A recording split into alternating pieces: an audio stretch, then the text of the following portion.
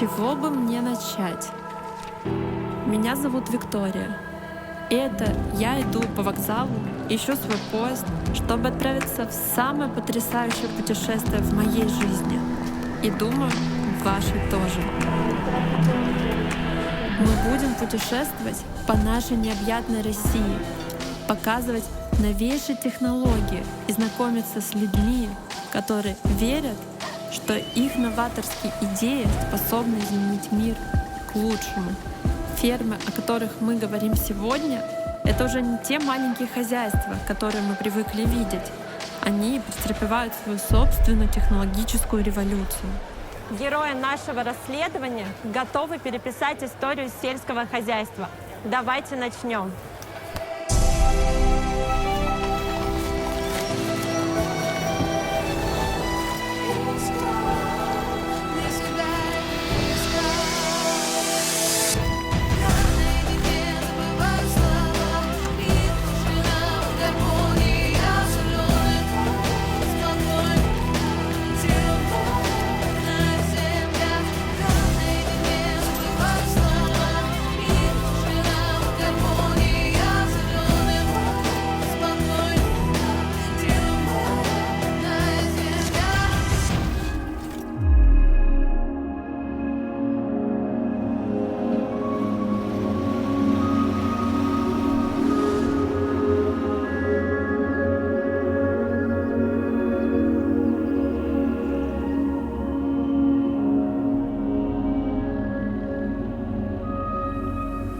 Начнем вообще с самого главного. Что бы ты выбрал?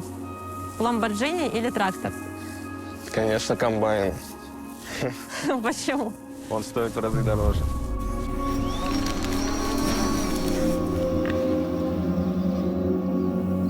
Я слышала, что ты занимаешься сельским хозяйством в третьем поколении. Да. Это хозяйство, предприятие существует уже более 40 лет. И начинал его мои дедушка с бабушкой. У дедушки случился инсульт. И в 2020 году мама ни с того ни с сего, вообще никак не готовясь к этому, становится генеральным директором. И, собственно, начинает тут заправлять. Тебе же 21. Да, да. Вот что было вот этой ключевой точкой, когда ты приняла решение все-таки пойти в сельское хозяйство? Ты помнишь этот момент? Не хотел от слова совсем заниматься сельским хозяйством. Для меня это выглядело не так современно, как, вот, например, работа в городе. И меня привлекали вот именно цифровизация, современные какие-то технологии. С приходом мамы она начала это внедрять сюда, и меня это заинтересовало. Она показала мне, какие вообще тут есть возможности для развития личного и сколько пользы можно принести вообще, в принципе, в общество, в мир. Сельское хозяйство у меня ассоциировалось с несовременностью. Вот, именно инновационный подход мамы, наверное. Вот как она вела дела, меня вот это вдохновило. И мы начали работать с тем, что есть. То есть, да, прокачивать именно процессы, которые сохранялись вот с момента дедушки. То есть рецепты, производство, это все фундаментально, это традиции, это вкусно, и это менять не нужно. В мире существует такая иллюзия, что зарабатывать честным трудом невозможно хорошие деньги. Так вот, наша компания доказала обратное.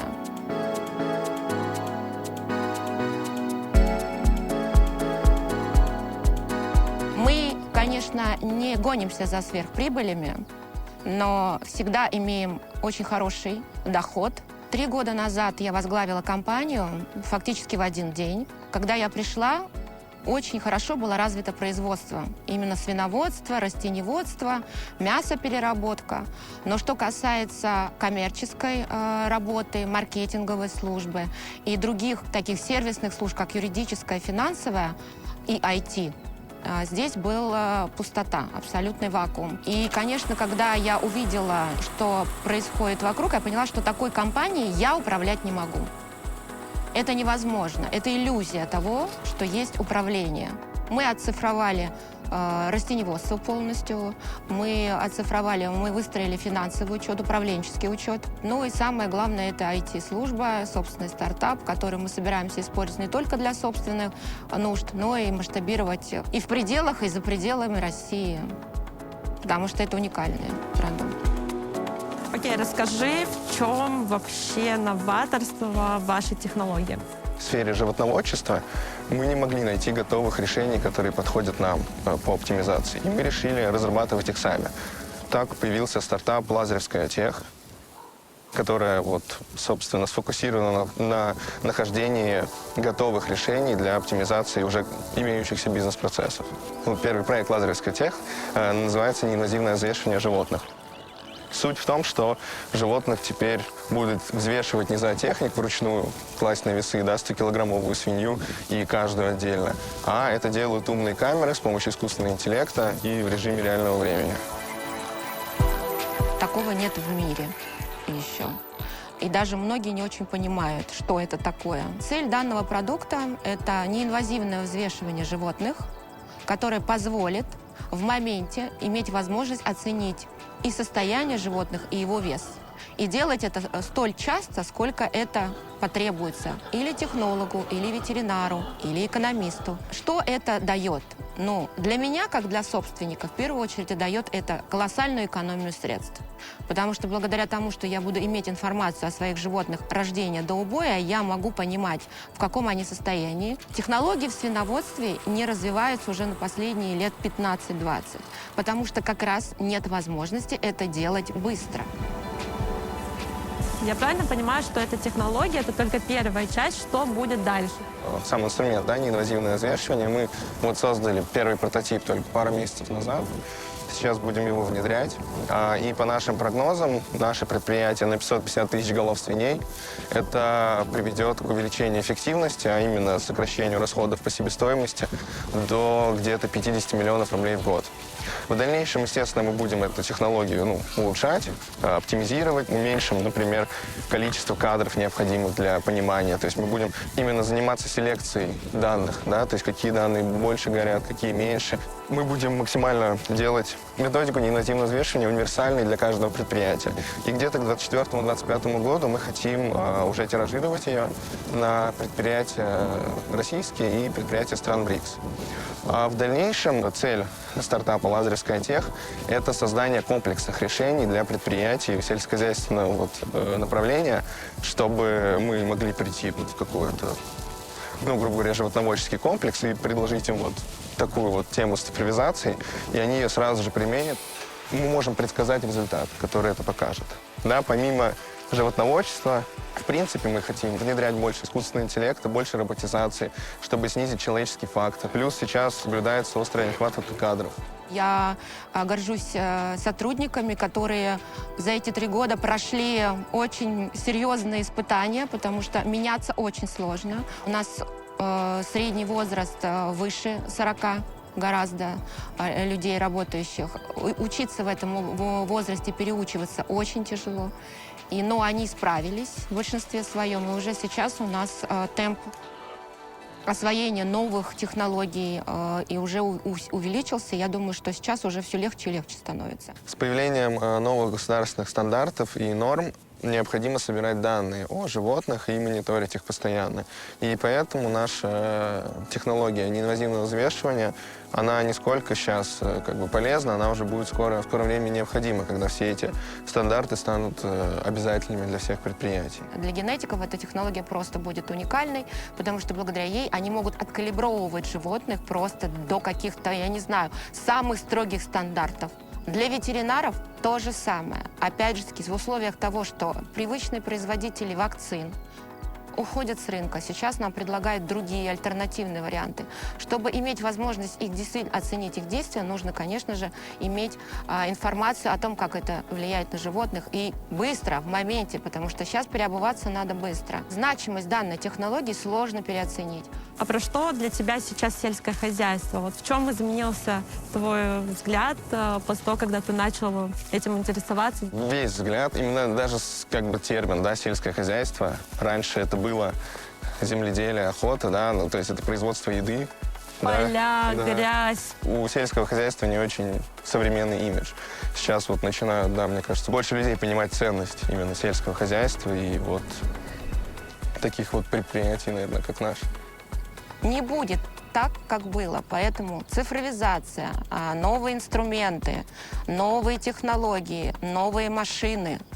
И подо все мы сейчас под это подстраиваемся. Это плохо? Нет. точно лучше, чем было. По-другому, да, сложно, но точно будет лучше. Скорее всего, надо ускорить цифровизацию направлениях этой отрасли. Процессы уже невозвратны. Это во всем мире, да, цифровизация – это наше будущее.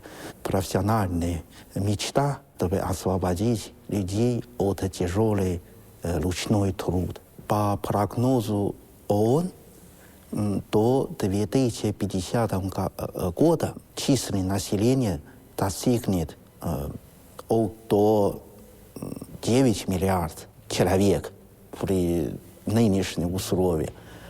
Ну, люди же нужно кормить, а в России имеет 10% башни земли со всего мира. Поэтому я вижу здесь и только светлые перспективы. В России не только за счет свой богатый ресурс кормить людей в мире, да, а действительно за счет внедрения высоких технологий, да, за счет экологически чистой продукции кормить людей. Интересно, корова, которая дала молоко для этого сыра, насколько была счастлива?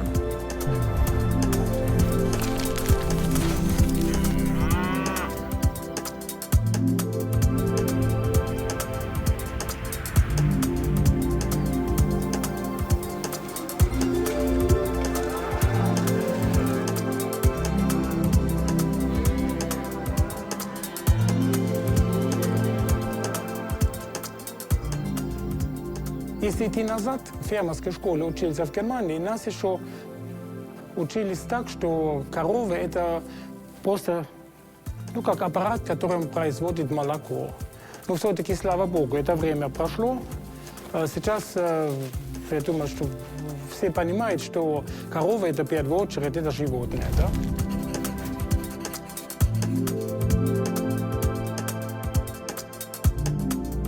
Это не какой-то автомат, который можно включить, выключить, который можно обратиться как хочешь, там, молоком бить или еще чем-то, да. Все равно главное это то, что корова это все-таки животное. Со своей душой и со своим характером, ну и со своими плюсами и минусами, как, наверное, любое животное. Понимаем, что ну, только счастливая корова может давать нормальное молоко. Да, то, что нужно сегодня корове, да, в первую очередь ей нужна безопасность, чтобы волки не хотели и так далее. Ей надо питание, и ей надо общение со своими сообщественниками, то есть другими коровами, потому что там тоже, ну как в любом обществе, там тоже есть то главное, то не главное, и каждая корова должна найти свое место, безусловно. И важно, чтобы у нее была жизнь, которая, ну как-то не меняется. Вот это ей важно, да?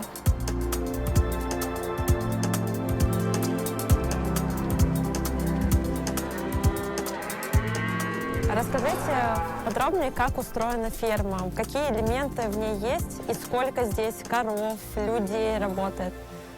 Ну, одна ферма такая, то есть в основное время дня и ночи, ну, кругло находится здесь, кушает, отдыхает в этих песочных местах, которые там расстелили песок, это, ну, как на пляже. Это, чтобы она себя комфортно чувствовала, она там перешевывает. Все-таки корова 2 раза все скушает, перешевывает. Ну и 3 раза в день или в сутки 3 раза она идет в карусель. Животные же такое знают свое время, да? Каждые 8 часов они, каждый круг пораздельно, они там, ну, стоят в очереди, ждут, пока их пускают туда на дойку. Идет на дойка, там она доится и вернется сюда, опять кушает. В то же время, пока она на дойка, корма опять положится заново, навоз чистится и песок разливается. В сложности здесь 3500 коров, которые дойные стада. Работает 120 человек. Телята тоже сами выращиваем, наверное, видели, посмотрели, да? То есть первые там 2,5 месяца в маленьких домиках, потом в группе там на 12 телят они вырастут. Ваш принцип вот называется «от поля до прилавка», насколько я знаю. Расскажите больше, что это значит.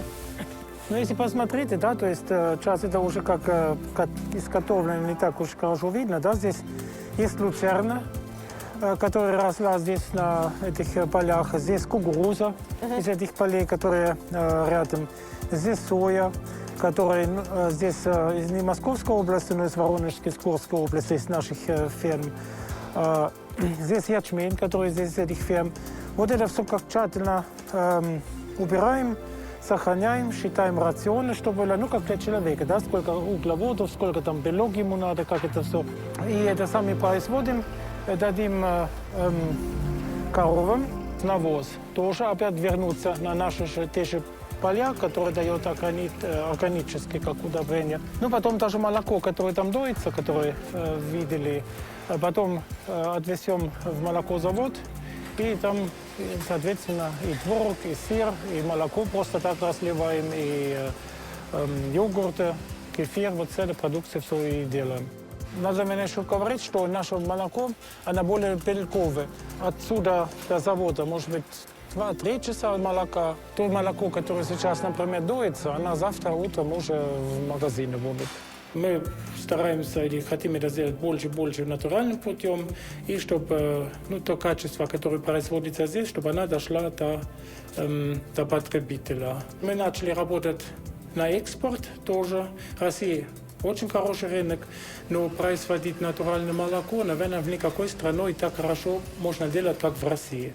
И видим сейчас, как наше молоко принимается в Китае. У них нет такой возможности так производить. И на будущее, я думаю, что наше молоко еще во многих и зарубежных странах будем увидеть.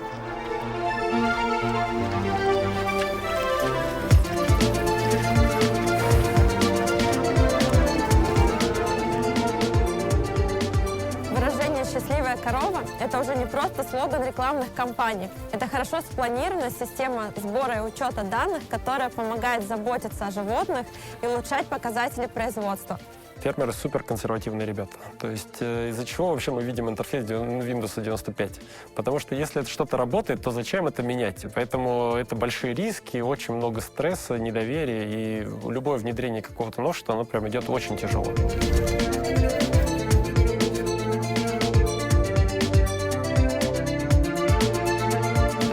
Изначально внедрение начиналось с того, что мы находили лояльных нам близких друзей, показывали им, как это работает, и говорят: ребята, вот у нас работает, попробуйте.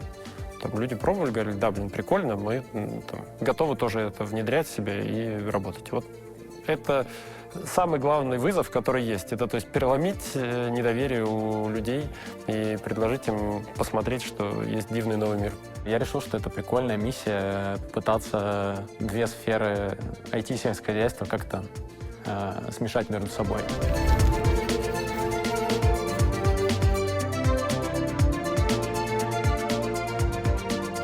Мы построили продукты для сельского хозяйства, в которой есть все современные технологии, которые мы там у себя, что-то мы только пилотируем у себя, что-то мы уже продаем на рынке. И у нас есть система управления стадом собственная, которая называется Арка. Система управления стадом — это такое ПО, которое условно знает все про всех коров на ферме и может контролировать все процессы.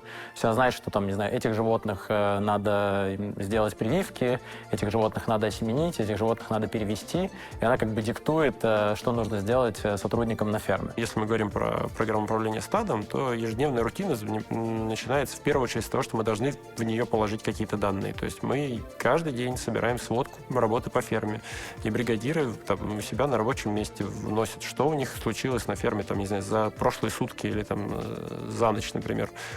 Какой, допустим, теленок отелился. Мы должны сказать, что какая-то корова там родила теленка такого-то номера, присвоили там номер, чтобы мы точно знали его родословно. Дальше ветврачи, бригадиры, они получают распорядок работ на следующие сутки. То есть они понимают, каких животных им надо куда переставить, согласно протоколам. То есть изначально мы составили протоколы работы, и дальше исполнители на местах уже их реализуют. Когда у тебя есть миллион факторов и есть много данных, то буквально для этого, в принципе, придумали машинное обучение. обучения. Собственно, там применение машинного обучения для прогнозирования тех показателей. Но помимо этого, мы, например, хотим предсказывать на ферме, сколько мы надоим литров за следующий год. Вторая часть нашего именно IT-решения — это роботы, которые доят коров, которые подталкивают корма для коров. И это такое рыночное решение.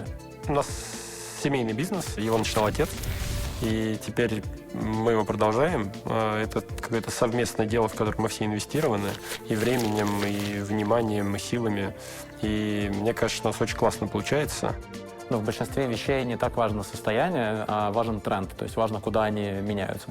Мне кажется, что главным показателем, который есть в нашем сельхозпредприятии, это в том, что у него ежегодный тренд на то, что каждый год он становится все круче и круче. То есть если посмотреть на него 5 лет назад, мы доили намного меньше, мы убирали намного меньше, техника была старее, мы людям платили меньше, и это как бы было значимое отличие, то есть не на 1-2%, а на десятки процентов. Россия занимает в этом лидирующие позиции, и я думаю, что объем и процентный, и натуральной величине у России он будет увеличиваться.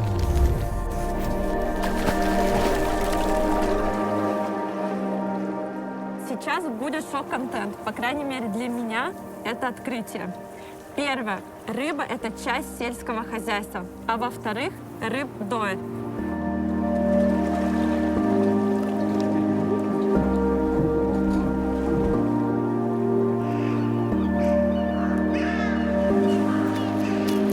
Мы сейчас находимся на той точке развития предприятия, в которой мы соединяем прошлое и будущее.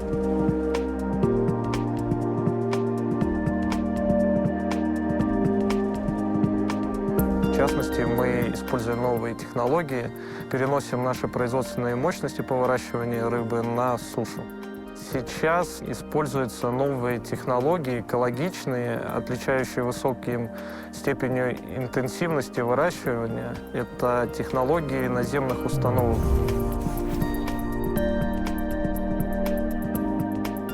На самом деле это будущая революция в аквакультуре, потому что это минимизирует внешние факторы, которые влияют на выращивание рыбы, в такие, как, например, погодные условия, какие-то биологическую безопасность, потому что все равно выращивать в открытых водоемах с точки зрения биологии это опасно, ты можешь занести болезнь, или она может появиться в этом водоеме независимо от каких-либо факторов, на которые ты повлиять не можешь. У меня вопрос, который интересует всех. Почему черная икра — это так дорого?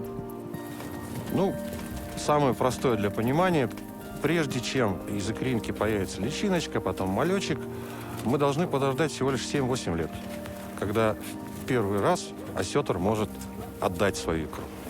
Все это время мы холим, лелеем, кормим дорогими кормами. И прочая история связана с ручным трудом, с большой трудоемкостью процесса. Почему нельзя сделать какое-то массовое производство, чтобы черная икра была доступна как можно большему количеству людей? Во-первых, осетр — это краснокнижная рыба, и вся ценность этой икры не только, что мы тратим огромное количество труда и ресурсов для того, чтобы ее вырастить и получать эту икру, а вообще в ограниченном количестве этой икры. С точки зрения доступности мы можем повлиять только используя новые технологии. Уменьшая себестоимость этой икры, уменьшая затраты на производство этой икры, на выращивание осетра.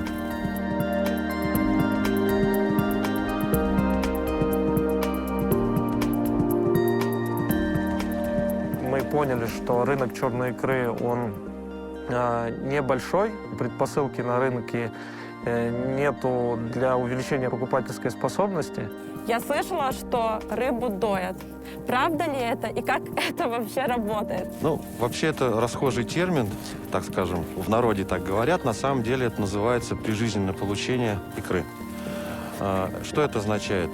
В процессе получения икры мы мамочку не убиваем, мы просто забираем у нее икру, когда она это может позволить сделать, и, соответственно, дальше мы ее отпускаем, чтобы она нагуляла снова. Одно из приоритетных направлений для дальнейшего развития предприятия – это использовать современные технологии выращивания товарной аквакультуры в виде форели, крупной навески, в частности, от 3,5 килограмм. Для этого мы купили технологию за рубежом. успели локализовать производство этого оборудования. И в текущем моменте мы стартуем строительство собственной современной фермы, которая в перспективе через 5 лет даст рынку более 5 миллионов килограмм товарной рыбы.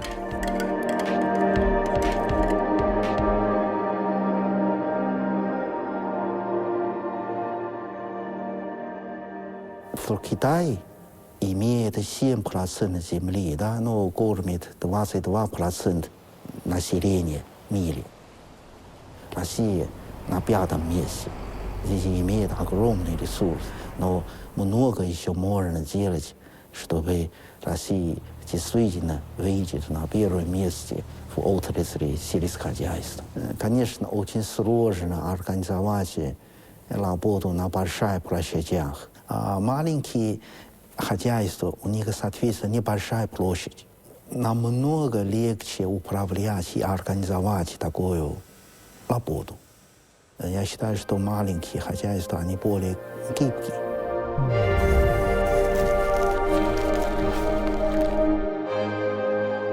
Для меня яркий пример того, что жизнь за пределами мегаполисов существует. Мы основали ферму в 2014 году. Это была идея Дэниела. Нам интересно было вырастить новый продукт. Почему, скажем так, увлек процесс? Потому что мы смогли воплотить все наши знания, да, то есть это и наука, и знания физики, химии, инженерии, бизнеса, да, то есть мы не любим называть себя там фермеры или бизнесмены, скорее предприниматели. In our earlier years, there was a lot of studying and there was a lot of experiments, more failure than success in the earlier years, but that was the fun of it. It was trying something new and trying to introduce some new products to the market that didn't exist. I think what kept us in it from the beginning, because there were 10,000 moments at which we could have just said, forget about it.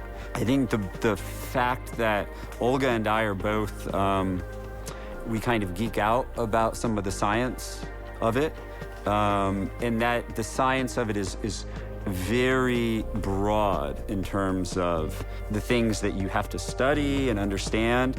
It doesn't get boring. There's a constant challenge there. So I think that's what made it interesting for us, was the idea of how can we make money while doing something that's kind of fun and experimental, and because it's hard to do both, right? That's why people have hobbies. It was great that we figured out how to merge the two. У нас процесс устроен так, что у нас продукция всегда в холодильниках. У нас есть своя упаковка, которая позволяет продукции оставаться свежей. То есть под клиента собирается заказ и отправляется. Сам фермер напрямую в ритейл не выйдет. Это очень сложно. Это сильно дефокусирует его процесс.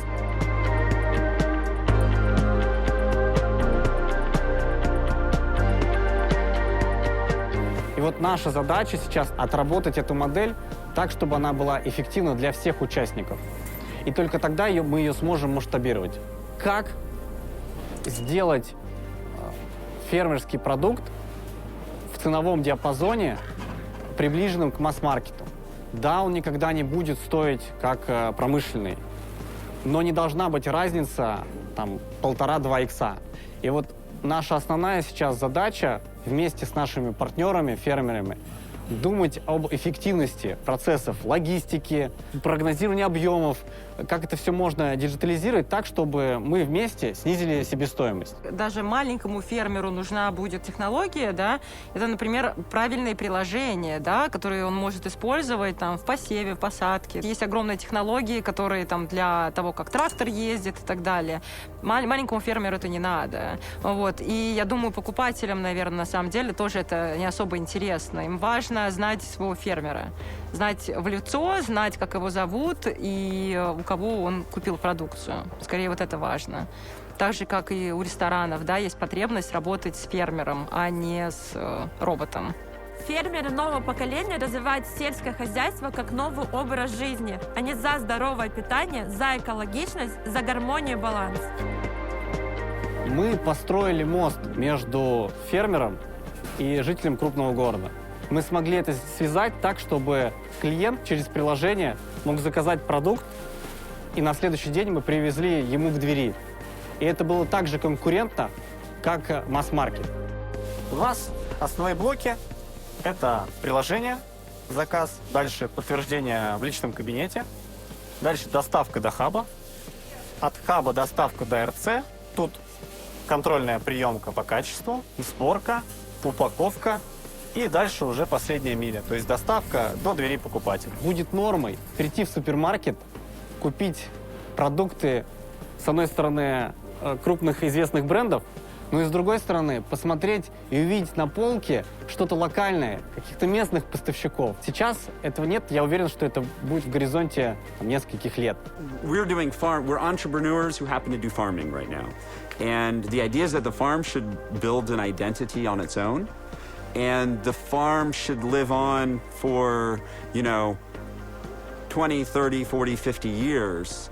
Solidify a foundation for the farm to be on its own, to live on through up cycles and down cycles and economic difficulty and so on. If it has a good foundation, it will live on for multiple generations. Очень много больших компаний сейчас акцентируют внимание на высоких технологиях, дроны, там, не знаю, все компьютеризировано, но все забывают о том, вообще для чего сельское хозяйство существует. Оно существует для того, чтобы кормить людей, да, и людям нужна работа, да, то есть если все заменить роботами, ну, наверное, я не знаю, куда люди пойдут, да, и все равно у нас, наверное, принцип несколько другой. Мы считаем, что должно быть больше небольших фермеров, да, которые выращивают классный, качественный продукт. Мы на кухне будущего. Здесь мы будем готовить бургер из растительного мяса, но продукты мы будем использовать фермерские, которые я привезла из разных уголков нашей страны. Я считаю, это очень символично.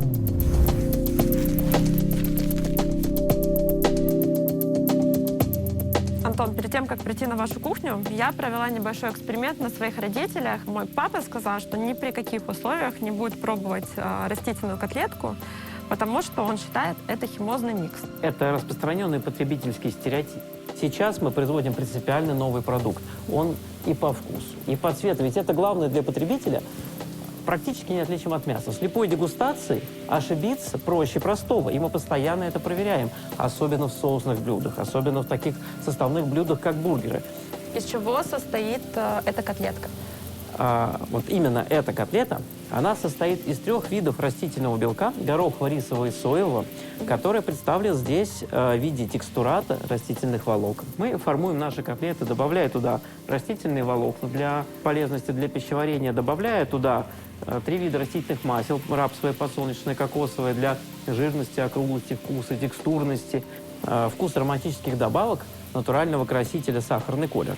И вкус ароматической добавки здесь тоже сугубо натуральный. Мы не используем никакой синтетической ароматизации. Но 2 года мы создавали вкусовой профиль именно этих котлет, чтобы здесь были и нотки гриля, и мясной аромат, и мясной вкус, комбинируя такие ингредиенты, как луковый чесночный порошок, экстракт кофе, ну и много чего другого. Звучит очень натурально. Да. Задали себе простой вопрос, какие вызовы день сегодняшний перед индустрией еды глобально ставит. Сформулировали для себя 3 таких вызова. Доступность продовольствия, экология и окружающая среда и здоровье.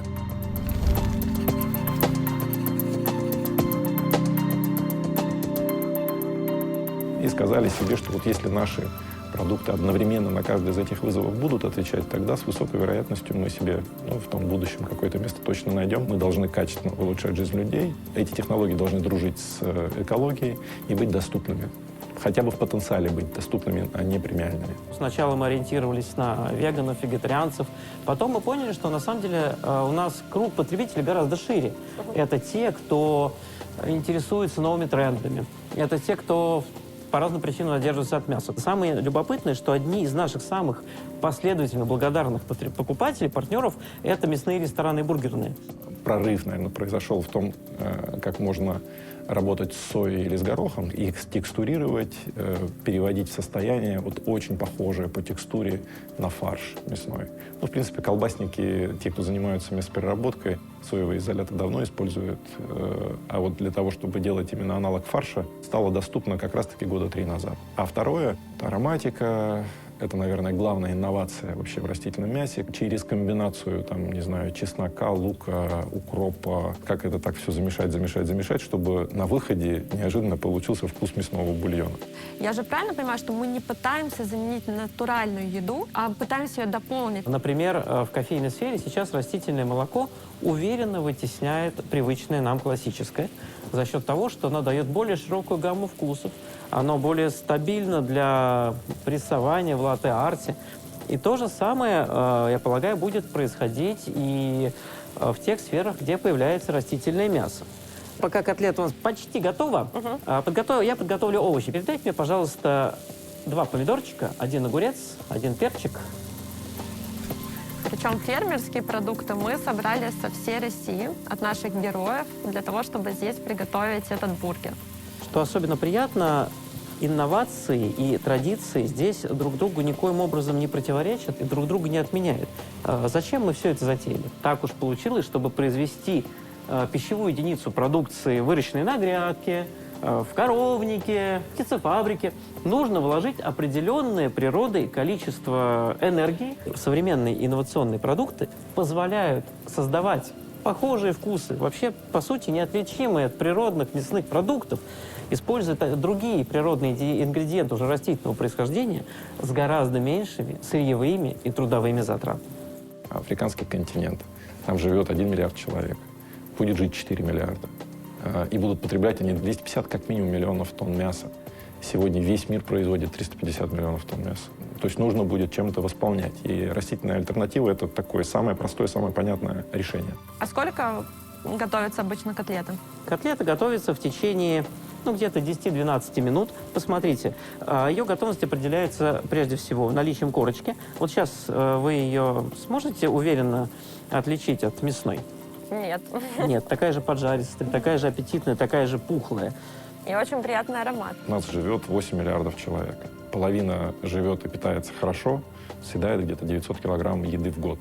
Из них половину выбрасывает. 50% — это городское население. Они озадачены здоровым питанием, лишним весом, здоровым образом жизни. А вторая половина, они вообще всего-то 300 килограмм в год съедают. Там, если здесь 3,5 тысячи килокалорий в сутки, то здесь уже будет 1500 килокалорий в сутки. Для этой половины человечества задача одна — что на тарелку положить. И эти два мира друг друга не понимают совсем. Демографы говорят, 10 миллиардов человек будет жить. Но сколько эти 10 миллиардов будут еды потреблять?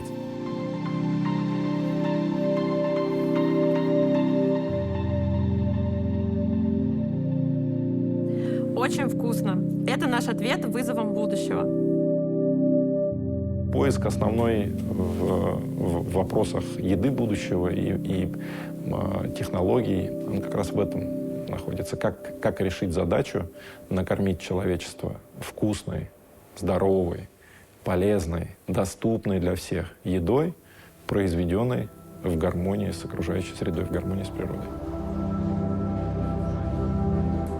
Представьте себе мир, где еда не только питает, но и восстанавливает ваш организм. Новые потребительские тренды и стремление к устойчивому развитию требуют новых решений.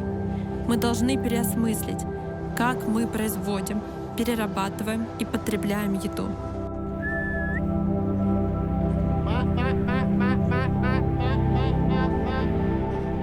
Давайте посмотрим на животных и птиц по-другому. Воспринимать животных как частички мяса — это все равно, что воспринимать яблоню как древесину. Яблоня нам ценна тем, что она дает яблоки, а не тем, что она потом станет дровами когда-нибудь в конце жизни. Также и животные. Это не мясо, которое ходит на ногах. Это намного более ценно. Это сотрудники. У них есть своя групповая динамика, они живые. Это живая экосистема. Поэтому мы входим на ту грань, когда называется переобучение специалистов в сельском хозяйстве, нахождение таких новых оттенков специальности, как этология, когда ты поведение животных ставишь впереди биологии как таковой.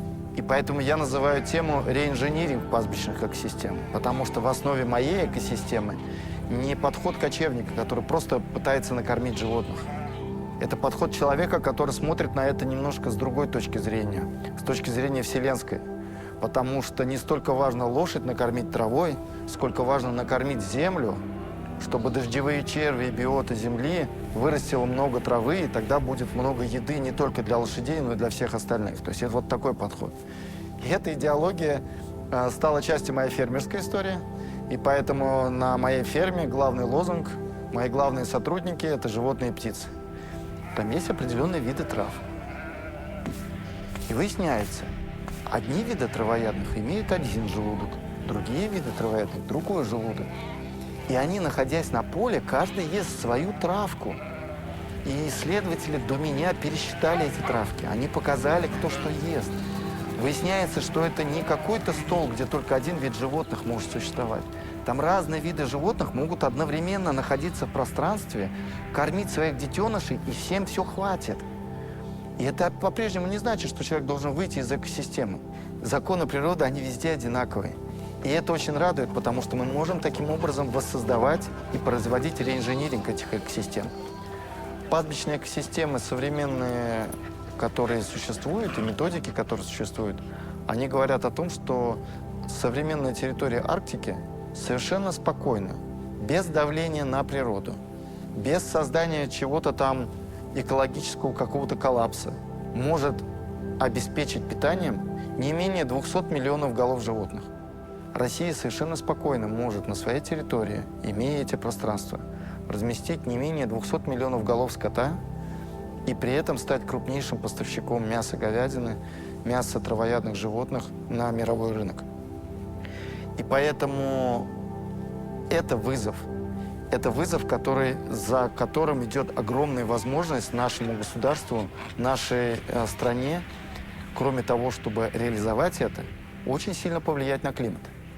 Потому что пастбищная экосистема способна не просто прокормить этих животных, они способны вернуть вечную мерзлоту в состояние ее исходное, понизить температуру вечной мерзлоты, сокращаются выбросы метана в атмосферу, и тем самым Россия может вполне активно влиять на климатическую повестку.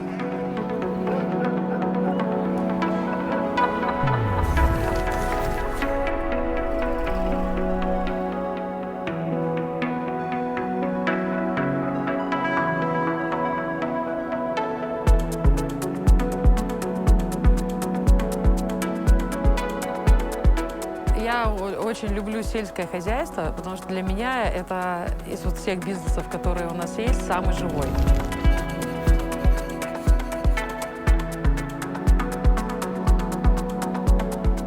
Потому что в этом бизнесе твоего ума недостаточно. Для того, чтобы здесь что-то случалось, тебе необходимо быть сонастроенным с природой, с погодой, с людьми. Когда мы приняли решение заниматься сельским хозяйством, выращивать картофель, мы обнаружили, что семенного материала в Красноярском крае и в ближайших окрестностях не найти.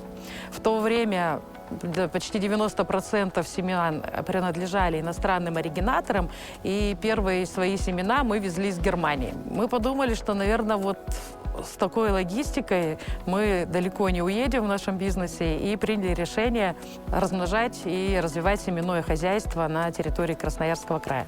Расскажи, почему ты в итоге решил идти в семейный бизнес? Я знаю, что у тебя были другие планы. Ну, так получилось.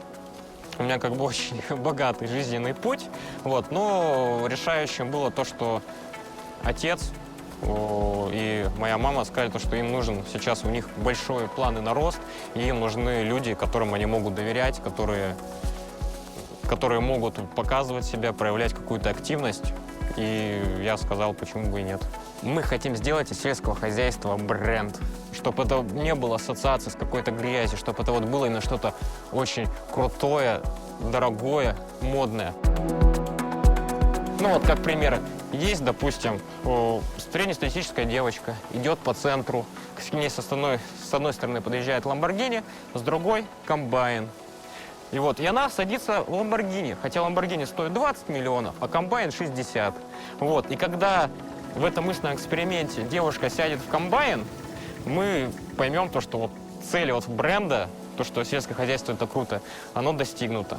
Также меня очень сильно вдохновила идея привлечения молодежи, то, что сельское хозяйство это не просто работа в земле, это очень большое перспективное предприятие, очень перспективная сфера, в которой реализовать себя может вообще кто угодно. У нас есть невероятный большой спектр задач, где нам нужны молодые таланты, которые могут здесь себя найти, проявить и тоже поучаствовать в этой прекрасной созидательной истории.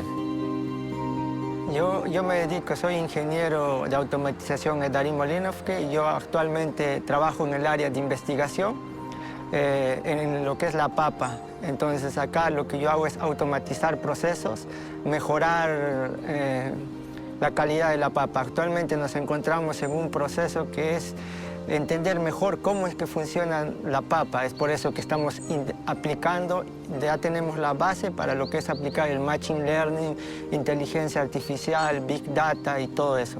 Porque gracias a eso nosotros tenemos un sistema propio que creamos. Tenemos las bases, tenemos los datos y es ahora que en este invierno donde trabaja más el laboratorio, porque en Rusia solamente funciona, agricultura es muy corta por los periodos que hace frío y calor. Entonces es ahí donde entra el laboratorio, lo que es el área de investigación. Automatizamos procesos, probamos nuevos experimentos para después ponerlo en los invernaderos, ponerlo en práctica, porque no podemos utilizar, experimentar en una área muy grande como es un invernadero de 100, 200, 300 metros cuadrados. Entonces experimentamos en Agrobox, en pequeñas muestras que después podemos replicarlo en nuestros invernaderos, que sean más fuertes al frío. Actualmente enfrentamos el cambio climático, que es donde la temperatura va cambiando muy frecuentemente. Entonces necesitamos hacer investigación, necesitamos mejorar lo que es el área de lo que es la resistencia de la papa. Entonces, ¿cómo podemos hacer eso? Gracias al Machine Learning, inteligencia artificial, Big Data, todo lo que es la agricultura 4.0. Entonces, al incluir más especialistas de otros países, podemos dar proyectos más grandes y aportar más a la sociedad en general. У нас к картофелю обычно какое отношение?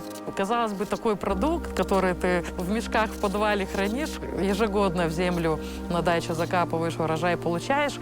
В нашем обыденном сознании это продукт, который как будто бы не требует вообще никакого дополнительного ухода. И если мы про этот очень простой продукт вдруг говорим в контексте лаборатории, да, то тогда для сознания сразу дорисовывает еще что-то. А что можно делать в лаборатории с картофелем? Ну, конечно, его как-то генно модифицировать там или еще что-то.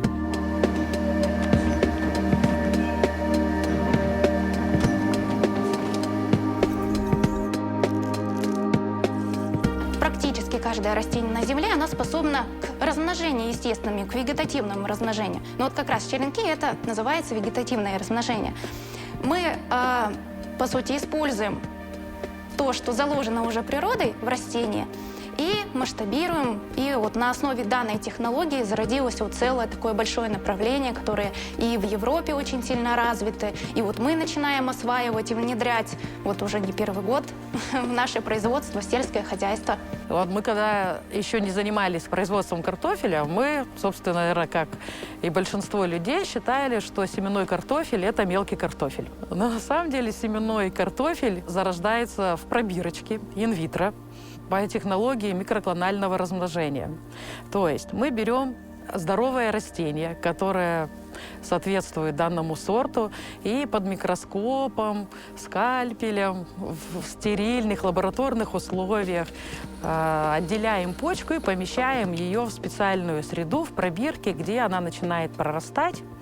И появляется такое микрорастение, которое мы затем пересаживаем в цветочные горшки и собираем свой первый урожай, мини-клубни, из теплицы, из цветочных горшочков. Дальше эти мини-клубни мы храним, и на следующий год первый раз высаживаем в землю и получаем первое полевое поколение.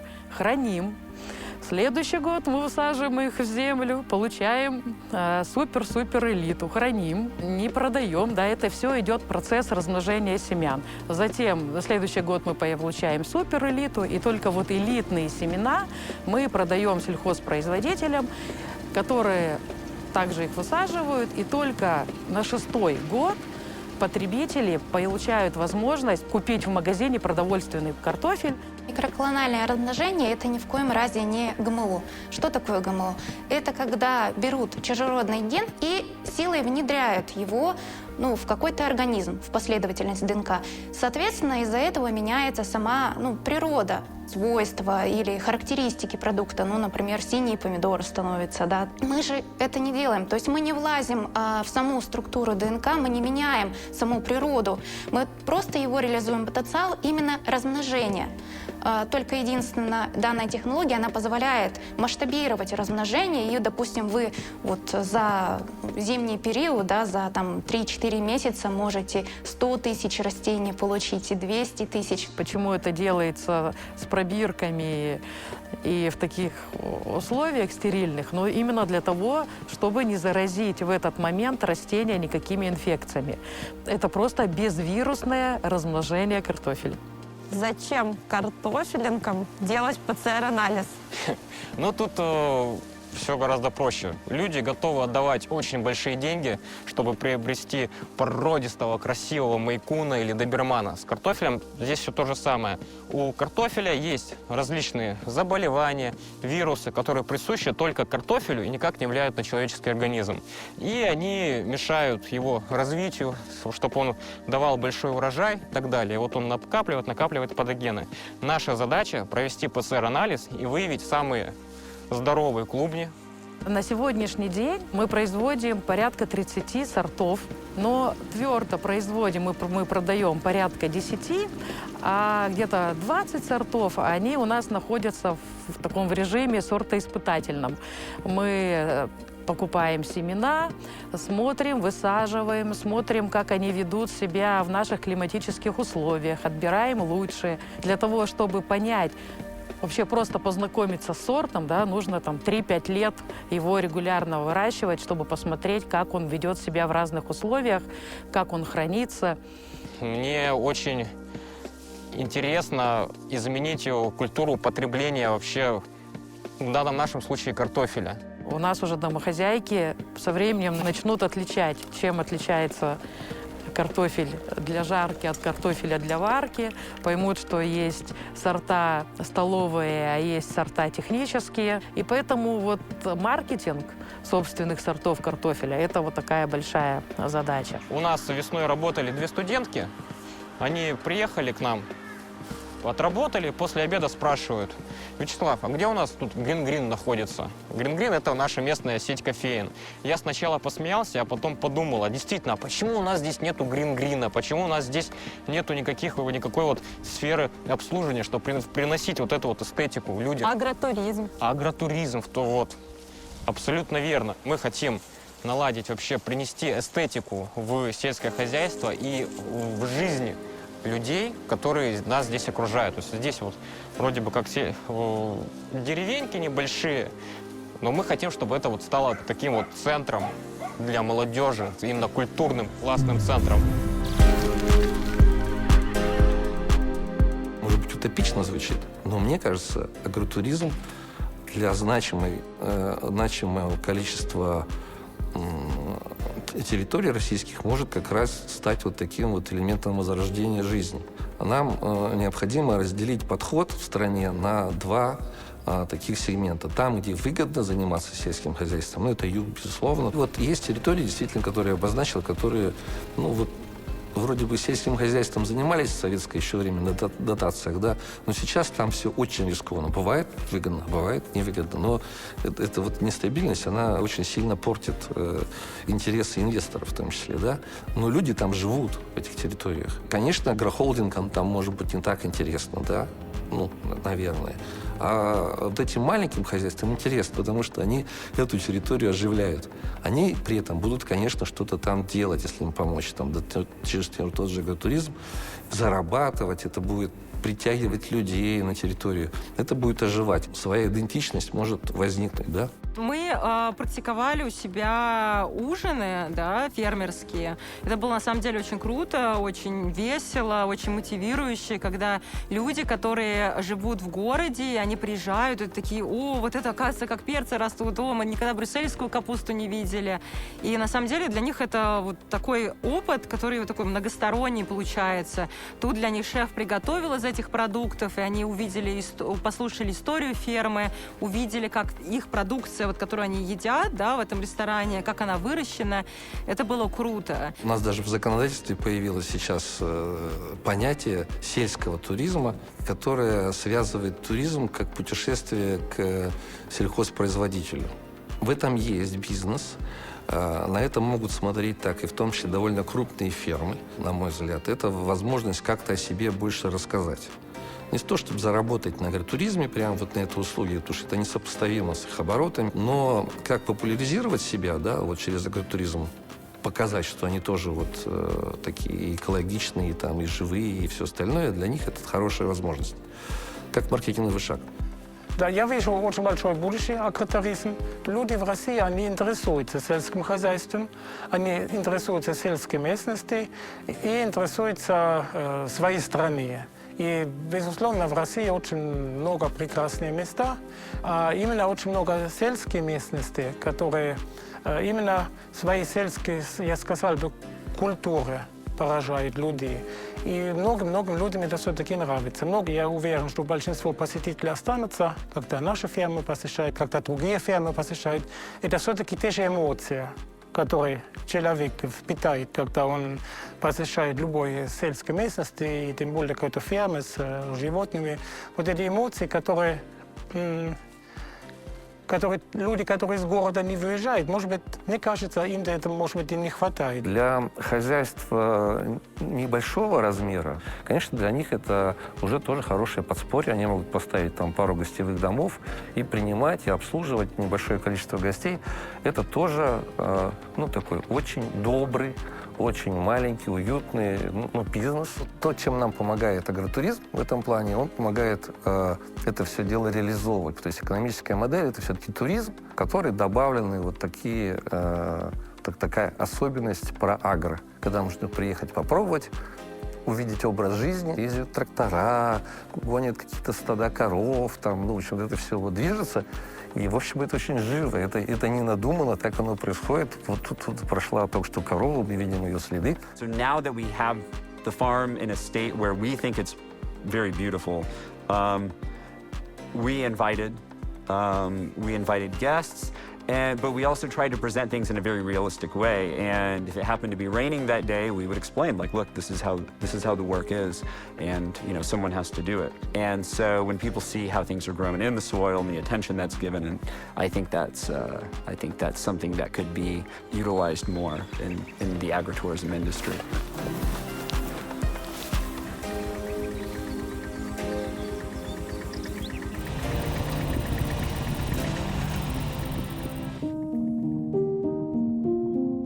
Будущего сельского хозяйства, я уверен, это не элементы, это экосистемы.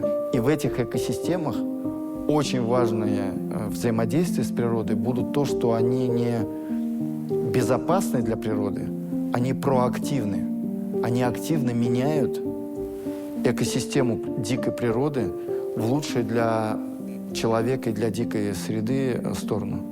Это некое изобилие. Вот это главная характеристика сельского хозяйства в будущем – изобилие. Еды должно быть так много, и ее так будет много, что она способна прокормить и 20 миллиардов человек на планете Земля. Я считаю, что вообще сельское хозяйство – это фундамент любой экономики, потому что мы создаем ресурс для людей, а люди – это главное, что есть на этой планете. Поэтому сельское хозяйство – это само по себе, мне кажется, символ устойчивости. И люди, которые работают в сельском хозяйстве, они отличаются от других людей, потому что находятся в максимальной контакте с природой и с землей. А это и есть самое ценное, что есть на нашей планете. Мой отец фермер. Я с детства видел его входящим с работы домой такой русский Фрэнк Упервуд. Всегда энергичный, при делах, на своей ниве разъезжающий по полям, по ферме, приносящий продукцию на пробу, который с тобой делится все время идеями, что он сегодня сделал. Ты это слушаешь, ты просто пропитываешься этой сферой. Я видел поля, которые все напрочь заросли березняком. И при этом, почему нет хозяина на ней? Почему никто не зарабатывает? Ведь так круто жить в деревне, в сельской местности. И, наверное, вот с этого момента мне захотелось построить такую одноэтажную Россию, где люди могли зарабатывать, живя в сельской местности и работая вот в такой красоте. Я всегда любил быть на земле, заниматься животными, заниматься на земле, выращивать. С маленьких лет есть фотографии, где мне, наверное, там 2 года, я уже там с дедушками на тракторе там все катаемся. Но это была любовь, там, которая была всю жизнь. Если ты с маленькой, скажем так, земли, с Южной Германии, где земля, ну так, не так уж много, а потом сюда приехать в Россию и видеть эти просторы, эти возможности, ну плюс здесь потенциал большой не только по выращиванию, очень много еще людей, которые здесь тоже, мне кажется, русский человек очень любит землю, русский человек любит заниматься сельским хозяйством, если есть возможности. И как-то так получилось, что решили свою судьбу, что дальше заниматься сельским хозяйством не на маленьких полях в Южной Германии, а именно здесь, в России. О чем бы я мечтал сам, будучи жителем России, да, о том, чтобы я путешествовал по стране и попадал в такие хорошие, аутентичные какие-то места, где я там приезжаю, я вижу, что вот здесь живут люди, у которых вот есть такие-то традиции, которые там ведут какой-то свой вот такой вид деятельности. Мне искренне импонирует сельское хозяйство. Мне кажется, что оно классное на уровне людей, которые там работают, потому что там все супер открытые, добрые, простые, и это как-то захватывает. Люди, которые идут в сельское хозяйство, очень хорошо должны понимать, зачем они это делают. Очень хорошо должны понимать цель, что они хотят от этого. Потому что здесь, в сельском хозяйстве, не получится быстро. Да? Это всегда игра в долгую и в честную. Нужно быть готовым к огромному количеству бессонных ночей, огромному количеству работы и не ждать прибыли, да, в ближайшие 3 года, наверное, да. Вот. И должна быть какой-то энтузиазм, да, и мотивация вот именно не финансовая. Ну и желание создавать что-то классное, да, и кормить людей хорошим продуктом. Мне очень нравится, что на сельском хозяйстве реально виден результат твоего труда. То есть, например, есть поле, оно не засеяно, заброшено, все что угодно. Смотришь на это поле, уже все колосится пшеница. Это такое удовольствие. Не какие-то там, не знаю, бумажки или цифры на компьютере, а это вот именно та вещь, которую ты можешь потрогать, посмотреть и получить от этого удовольствие. В сельское хозяйство я пришел по зову сердца. Это нелегкий труд, но, собственно, как результат, игра стоит свеч. То есть это действительно прибыльный бизнес, это действительно растущий бизнес, и это действительно позитивный, классный опыт в жизни. Я думаю, это тот бизнес, которым стоит связать свою жизнь.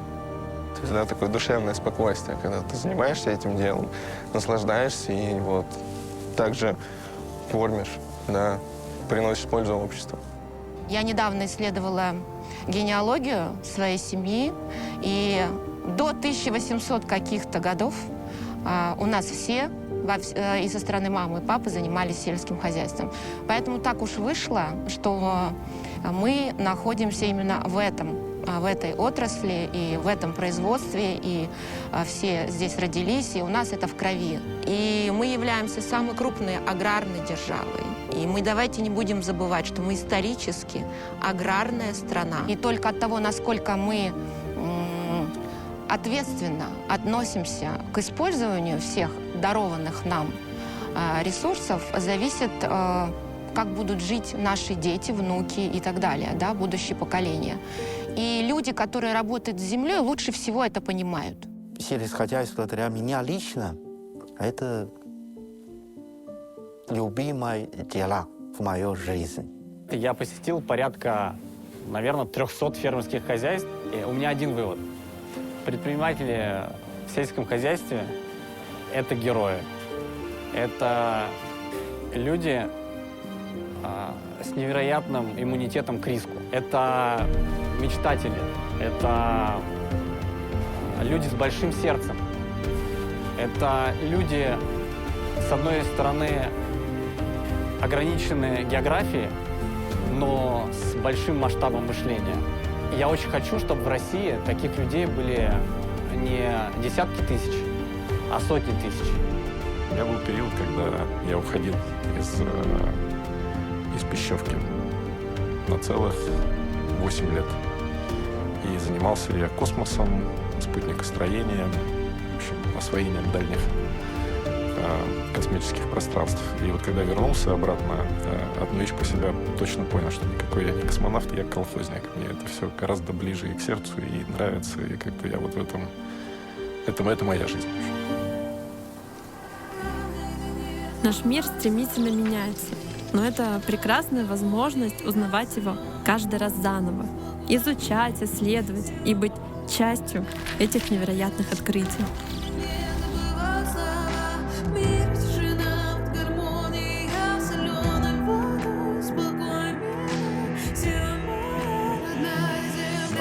Сами выливают тот мир. Благодарю за миг того, кто это сотворил. Это по любви, если я это полюбил. Это для меня, и оно стало моим. Оставим в голове лишь музыку, без мусора, не забитую фразами. Пробую чувства разные, все, что вокруг, заново узнавать. Это прекрасное далеко, не будь ко мне жестоко, не будь ко мне жестоко. Я хочу тебя вдохнуть, это прекрасное далеко. Дай крылья до полета, дай крылья до полета. Я хочу упорхнуть, так мало для счастья человека. Просто быть где не был, чувствовать до недр. Этот каждый сантиметр, мой новый вздох теперь с планеты. Мой новый вдох теперь вместе с этой планетой.